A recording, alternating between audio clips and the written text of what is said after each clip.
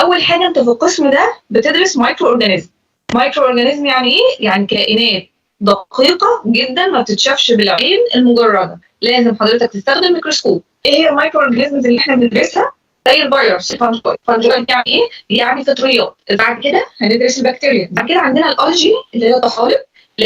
فانت في اول ما بتدخل بتاخد في الترم الاول 3 مواد وفي الترم الثاني 3 مواد. اول حاجه في الفيرست ترم في سنه ثانيه انت بتدرس 3 مواد. البكتيريولوجي من اسمها يعني هدرس بكتيريا، هتدرس البكتيريا اشكالها، هشوفها ازاي في المعمل. بعد كده عندنا تاني حاجه الماده الثانيه الاكتينومايسيتس.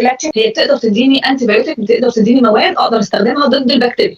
بعد كده عندنا جيناتكس، بندرس بقى مايوزيس ميتوزيس، وبنبتدي ندرس الحاجات اللي جوه النيوكليوس.